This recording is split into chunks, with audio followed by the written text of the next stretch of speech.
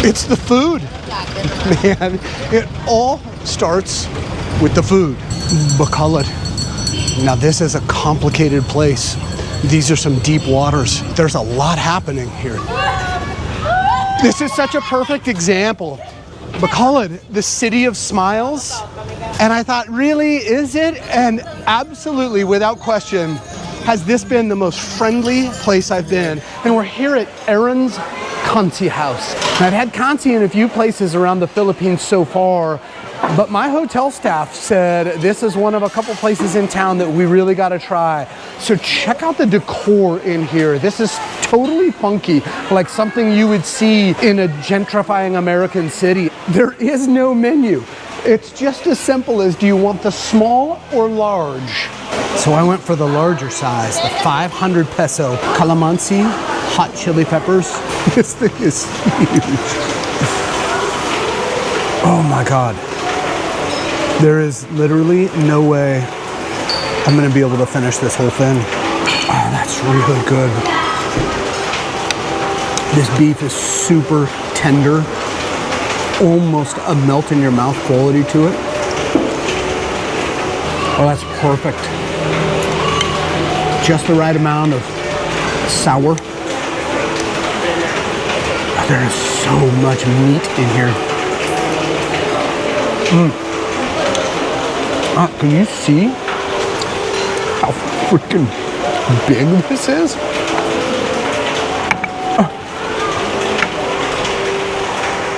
Obviously I can't eat the bone, but it's gonna take a lot of work.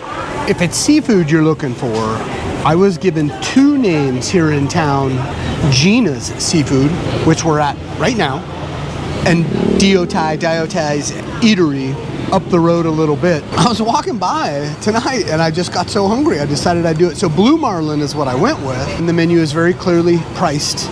The blue marlin here is going for 1,100 pesos per kilogram. Throw it on the scale, 400 grams. So this will be under 500 pesos for this. Oh man, that is good. So everywhere in the Philippines, rice is like ubiquitous to eating no matter what. And they'll say, how many rice do you want? Which is confusing for Westerners, like at least Americans. You've never been asked that before, but if you know, one rice, like cup-sized serving of rice. But you can of course say 2, 3, 4, how, you know, if you really like rice or if you have a bunch of people with you. And the rice is very inexpensive, so it's very much a staple here on so many levels. Oh man, blue marlin. It's not even dinner time yet, and this place is filling up, actually. I couldn't wait, but maybe we'll do a second dinner tonight too. Oh, you know I love that.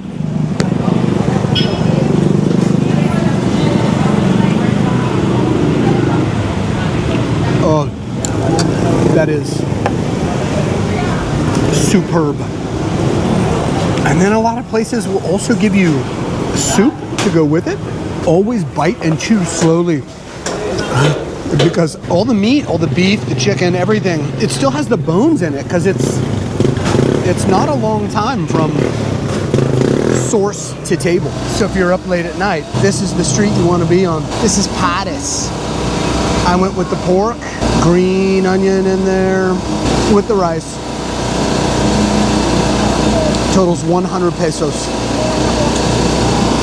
That is some comfort food late at night.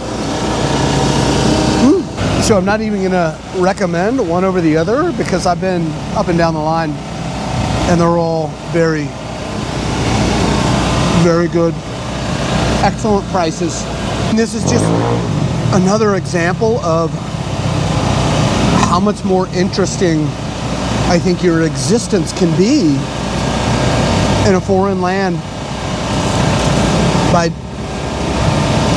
finding these things instead of living in expensive air-conditioned international restaurants, because this is how the locals live. And there's, oh bro, that is good. Just one block from me is the waterfront, and that is the Waterfront Promenade Park, which is partially still under construction but open for business. Stays open till 10 o'clock at night. Gotta pay to get in. For adults, it's a 30 peso entry. They've got coffee shop, restaurant, you can drink out there. But anyway, that kind of keeps the riffraff out, if you know what I'm saying. So we're gonna walk away from the water. Now, that way is where you come in on the ferry boats, the fast ferry from Iloilo, or wherever else you're coming from. So what do you see? There's a lot of development happening, a lot of projects. So that is the SMDC Smile Complex, right out on the waterfront, mostly. 9 very large buildings that will eventually be completed. It's December 2025, and I went into the development office inside the mall. 3 of them are almost done, that they believe they'll be able to let everybody in the first or second quarter of 2026. So that's coming right up. And it brushes up against the SM City Mall, which straddles this main street going inland. This is like the main hub of all the jeepney and bus transportation. The easiest thing you can do if you want to give it a try, go to this website, and what you do, it doesn't show you maps of transit routes, but you can put in your point of origin and your point of destination, and it will tell you which lines to get on. As we walk a couple of blocks further away from the water, you get to the historic original town square plaza, which is under renovation right now. The mall has everything you could want, and it's pretty nice inside. It's very large. I did go visit the SMDC office. Prices, layout, comparable to Iloilo, so go watch that video on Iloilo condos if you want an idea for what they're asking for. You'll have plenty of chances to stop into a bongbongs and get some ube piaya or all the other snacks, confections, everything else they make. Tons of human activity on this whole strip, moving away from the water. And this is one of 2 streets in town where if you are a night person, you stay up late, whether you can't sleep or you do business with other parts of the world, there is human activity and food coming off of the grills late into the night on this street. So the doors and the gates are not always open to the San Sebastian Cathedral, but I do recommend coming inside and walking around, taking a look. If it is open, like it is right now, it's beautiful inside.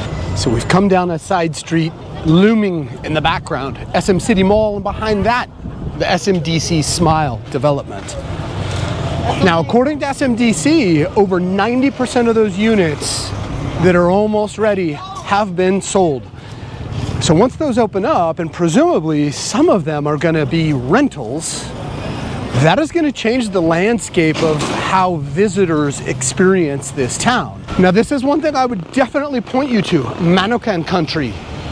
We're on the inland side of the SM City Mall, and there must be 20 or 30 chicken inasal. So you have some that were down on the street, but those don't stay open very late. These stay open till 10, 11 o'clock at night. So once everybody's coming out, done with shopping, they just go to town on the chicken inasal. There are so many choices. How do you choose? Out on the corner, they have some storyboards. They've been doing the business for generations. Nina's Beth, the family, they've been in the business for generations. They've been so friendly with me. You, the Westerner, with your stomach, you want to be eating at these places where you can watch them cook it right in front of you. And Bacolod is famous for chicken inasal, so this is your place to do it. So this is Ida's that's so hyped up, and it's good, make no mistake, but I just want you to get an idea for how many choices you have. It's totally overwhelming.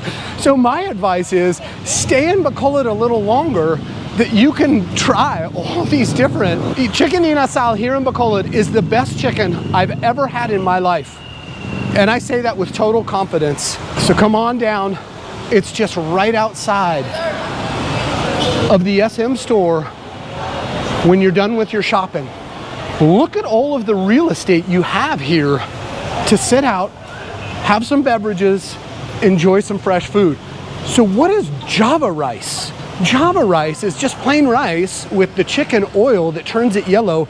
But every one of these establishments has a different secret recipe for it. So it only costs a little bit more, but try it while you're here. One nice resource is the Ayala Mall's Capital Central. Lots of seating in this central courtyard. Great place to hang out. But I'm not here to show you how fancy or tour you through it, because if you've seen enough malls, they do have a bunch of craft, small business vendors out here. But we're gonna go inside. We're looking for some specific food tonight.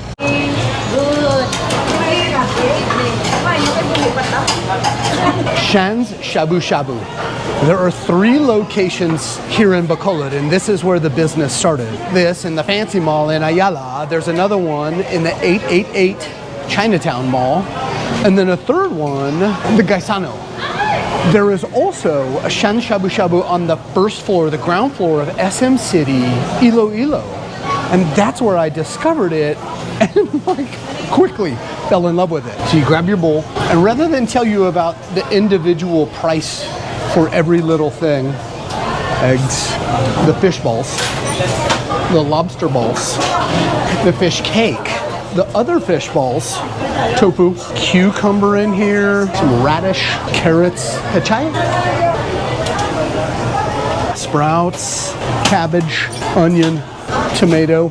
That ought to do it. You hand over the bowl, they tally everything up, 398 pesos. So they take it all, heat it all up in the broth. You can get add-on extras such as a side of rice, 1 serving of rice for 30 pesos.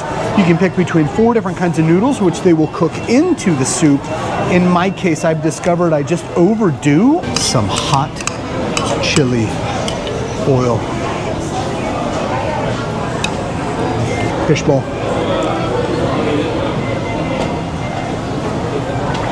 It's like a comfort food. Oh, that's spicy. But it's lower on the guilt scale because you can make it so healthy. Each individual piece is anywhere from 12 pesos to 25 pesos. This is a well-spent 400 pesos, 398. So spicy.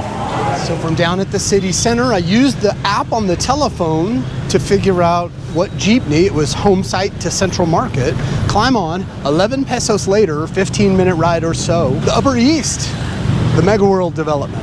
It's bubble-ish, it's insular, it's capsular. Outside is the gritty world of the Philippines. Inside the confines of this space, it's clean, it's new, glittering lights. There's lots of sidewalk space. There's people riding bicycles and jogging late into the night, which is very different. To call this ambitious, that's an understatement. Here in the circle square where McDonald's now stands, we've got the old last remnants of the BMMC Railway, Bacolod Murcia Milling Company. So going back to the mid-1800s when under Spanish occupation, sugar industry was huge in this area. And here, it's the White House, and it's a replica of the provincial governor's house during those times. Inside, now there's a very fancy restaurant right here, and they've got some other stuff on the backside that is going to be opening very soon. So they're kind of selling desserts out of this train now, huh? You like that reimagination of the past. This White House serves as the headquarters for the whole MegaWorld Bacolod development. Now you have to have an agent with you if you wish to go inside and see the gallery, but they've got old pictures and some old pieces. I just learned in there that Theodore Roosevelt used to be a provincial governor here at one point.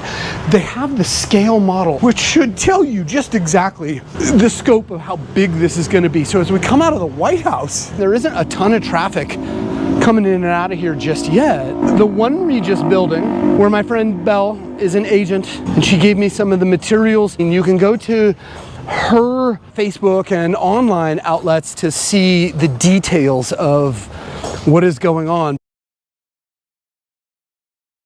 This is done, the One Regis. Down the street is the Two Regis that'll be done in the next several months. I mean, it looks ready to go. In the middle, they'll be doing a 5-star hotel, the Kingsford, I want to say. But then, I mean, it doesn't stop there. Of course, with these modern, like, city within a city developments, it looks big. 7-Eleven, coffee shops, cafes.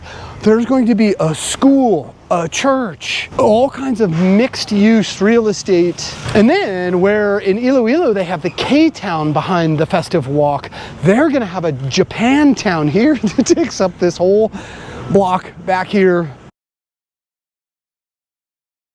You know, and the SM is one thing down on the waterfront, and of course my instinct is to be like, oh, that's the way it's gonna go because there's so much activity there, but this is impressive. The walkability here in Bacolod is complicated, so I would say get comfortable and get familiar with using the jeepneys if you're gonna be around town for any period of time. Just practicality, safety. Got some mall stuff going on here. Whether you decide you want to buy or just rent, you know, there are some units already available on Airbnb. It's not the cheapest in the world, but the other issue, even in this newly developing core inland of the city, is the same issue as these older hotels that don't look like they've been keeping up with deferred maintenance. So none of it is perfect just yet. Here's what I think is the highlight of this area. Out on the street, they've just completely devoted one half of the street to night market. So I just spent 100 pesos on this delicious mango shake at the end of the line. But while I'm enjoying it, why don't you take a few seconds to enjoy the dozens and dozens of food options that you have out here. This is obviously quite a draw for the people. So I can understand if you live just up the road at one of those condo buildings, how awesome this is to have at your fingertips every night. Open till 10 or 11 o'clock at night, they say, depending on how many people are out and about, what night of the week it is. So come on out and enjoy. All the prices on all of the food and drinks at this street market are very good prices because it's Filipinos here. There's no real tourists in Bacolod. Period. I've maybe seen 2 or 3 would appear to be outsiders. So if you like it that way, come visit the city. Now, other than the 2 major anchors for living situations, both this MegaWorld area and the SM area for Westerners, outsiders, outside of that, it's pretty gritty. Now, for most people that are from where I'm from, it's a little too much on the senses. Now, me, would I live in the middle of that? That's a pretty complicated equation. I can't say that I would jump at that. However, I love walking around in it, just going about, taking it all in and watching people go about their daily lives. So we're gonna go down the street, actually, to take a look at a second night market that's open till 11 o'clock. Let's go take a look. So I'm on Cornell Loop. I made some new friends along the way. They saw me filming and they wanted to appear on camera, so here we go. So on Cornell Loop, at the other end of the MegaWorld establishment is this, it's not gonna be permanent, but right now, while it's undeveloped, right, they've got all the electricity and the lights and the paving is in, but none of the buildings are done for this part of the new city within the city. So until they start breaking ground on major real estate projects here, this will remain. And just like the other end, it's obviously quite the draw for people. It's a Monday night right now, and there are people out everywhere. So it sounds like people come even from the university, even on a weeknight when they have classes in the morning, because these areas, it's the part of town where it's clean, it's well lit, it's safe, there's security everywhere. Oh, does that story sound familiar from the other parts of the Philippines we've already visited? Yeah, it's a recurring theme. So you can safely expect that that is the direction all of the metro areas are going in this country. And by all indications from those mega developers, the super developers, they have plans that are underway everywhere. Let's go for round 2 of Cansi. Tonight, we're 2 or 3 doors down from Aaron's at Sharon's. enough recommendations came in for both places as being must try. This time I tried to take corrective action and I have not eaten all day. It's 7 o'clock at night and I'm absolutely starving. And I think they are not going to disappoint with their serving size. Let's go do it. So here we are again. This bowl, they call it good for 2 to 3 people. They know we always want the large size. So what are we looking at? This thing, dude, it's loaded. You probably cannot see. So not nearly the size of bone, but that's good because there's actually much more meat in this serving. That marrow is so soft. Get it mixed into the soup. I'll add that extra flavor in. Get all that marrow in there. It's an extra mug full of the hot soup broth because once I start eating all the beef, the broth level goes way down, way down. So it's very generous. This one will also run me 500 pesos. These calamansi, they usually come, they've already split the top on it. Squeeze out all the juice with a fork or a spoon. Hot chilies, drop them in, let them soak for a minute or two. Chopping it up a little bit, the calamansi juice softens up the peppers pretty quick actually.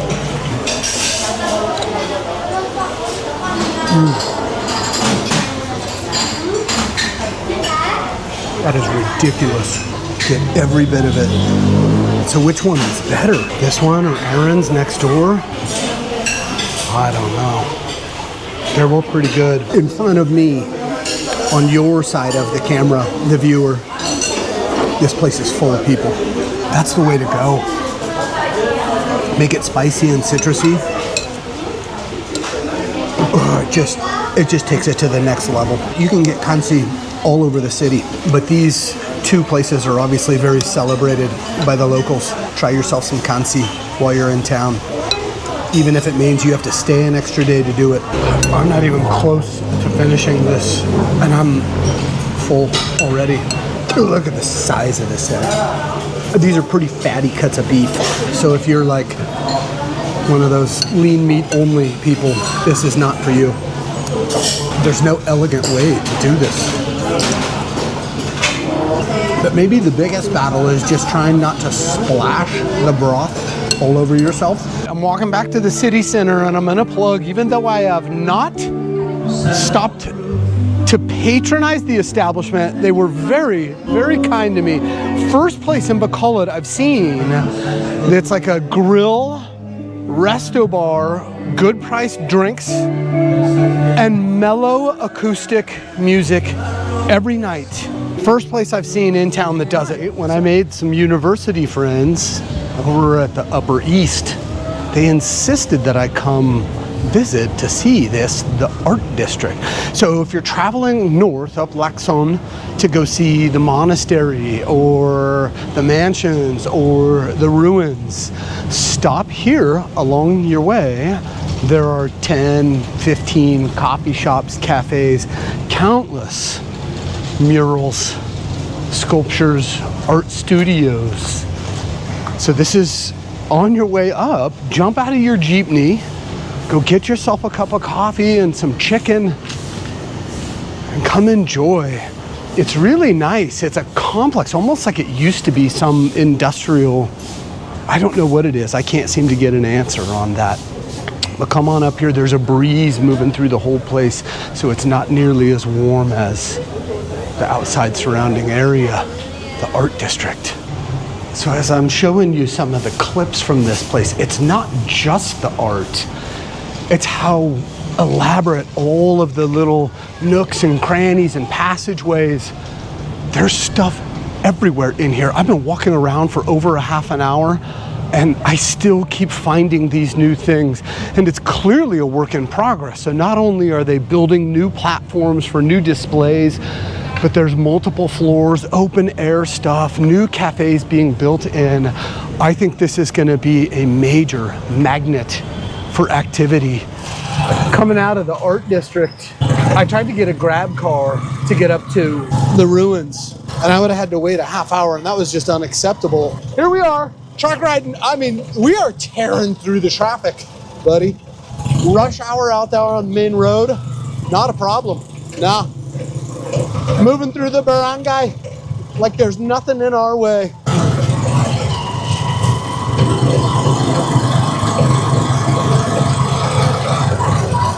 150 pesos is what he's gonna charge me. Tried to get him down to 100. Said no, only if I gave him an ice cold Mountain Dew, which itself was gonna take too much time. So 150 it is. I'll see you at the ruins.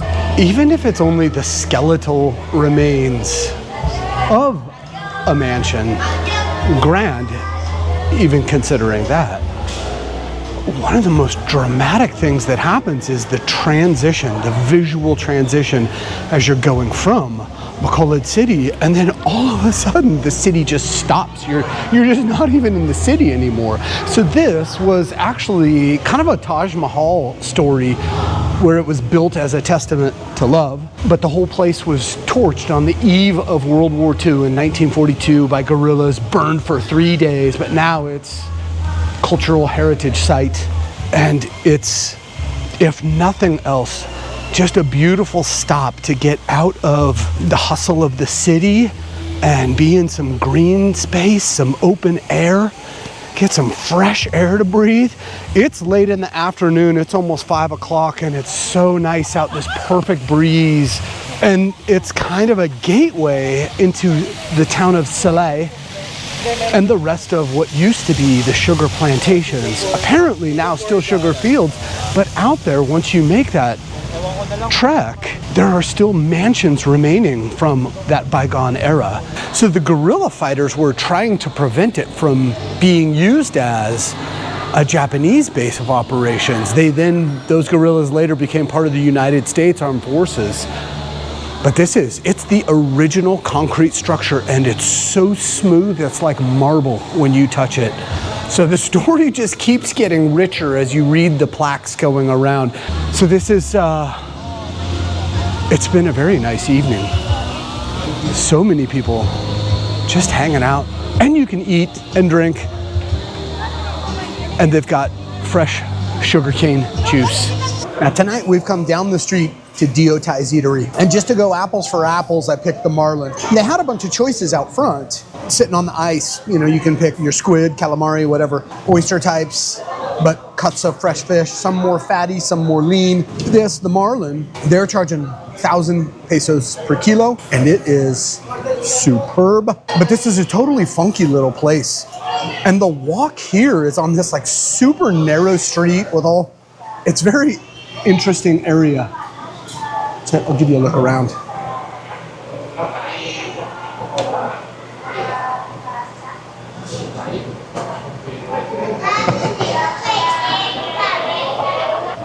Very friendly people. They will welcome you in as you're walking by. For the occasional splurge meal, this is very worth it. Look at that. That's a garlic. Come to Diotai's. That is killer. And this soup, it's a sour soup. Whoa, so good. Oh, that's perfect. The traffic does get all jammed up here, but there's plans in the works to expand some of the major thoroughfares, the major traffic arteries, which will be very important going forward as some of the huge developments are inland and require better movement of traffic. This is the Bacolod wallstory. Sorry, I'm limping. So there's all kinds of suffering that can go on behind the scenes. Anybody producing this kind of content that they don't tell you about publicly, and that's definitely the case for me. So this, I stumbled upon totally randomly. It's not on the map at all, but what it is it's a whole block long. And it's an allegory for the story of the people and the history of this place. I mean, just imagine the amount of paint required and the human hours and creativity level and effort to produce something like this. When I found it, while I was already subconsciously aware, becoming more aware all the time, this really brought to the surface when I found this how many layers of story there are here, culturally, historically, politically, socioeconomically. It's a very complicated place. So what do I think of all this? Well, I think I've maybe already said that it may not be widespread appeal just yet for the foreigner that's looking for a luxurious new beginning. But I think Bacolod's moment in the sun for that is coming, and sooner than anybody thinks. There's major projects in the works here. So let me narrate the progression, psychologically, emotionally, of my experience here. You know, those first 48 hours was kind of like, what am I doing here? Going off of what I'd seen online, some YouTube stuff from Westerners that had dipped their toes in to try it out as a possible new beginning. And I wasn't expecting much based on what they had produced. Then, reflecting upon those first couple of days, I really thought I was going to come up empty-handed in terms of a rich experience. But as time went on, luckily, due to the suffering I do go through privately, I have to move at a much slower pace than anybody else. And what that forces out of the experience is really sinking my teeth into what a place is like and what the people are like. So if you do decide to come here, which I actually recommend, I think there's a very visceral, sensory experience waiting for you here that's very unlike some of the other places you might go that are being recommended to you on all the top lists of places to start over. So there are other places I've been in the Philippines or Southeast Asia at large where you really do feel like an outsider looking in, almost as if as a visitor and a traveler you are on the map moving around, sampling, tasting, feeling and seeing a little bit. But this is one of those places where if you give it a little bit of time, you begin to feel like you are in and of the place itself. I haven't seen very many foreigners at all, and this has lived up to its name of City of Smiles. Everybody has been remarkably friendly here in a very genuinely curious way, just wondering like, where am I from? Why am I here? What am I doing?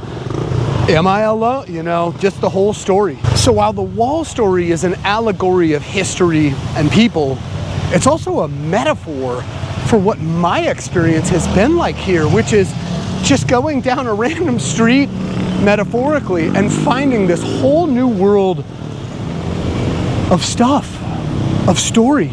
So I've missed the Mascara Festival, which is to say, through the pain, through the suffering, we continue smiling. And that really seems like a great way to capture what the people here have gone through. They went through the best of times in the sugar baron era, but after the collapse of that, there's been a lot of struggle here. And there are many storylines that I've heard that I'm not going to repeat here, but it's a complicated existence. And it sure seems like even through all the grit of the city, as soon as you get out of the city, there is so much beauty waiting for you. So, while not for everybody, I think if you want a wild experience, come to Bacolod for a little while.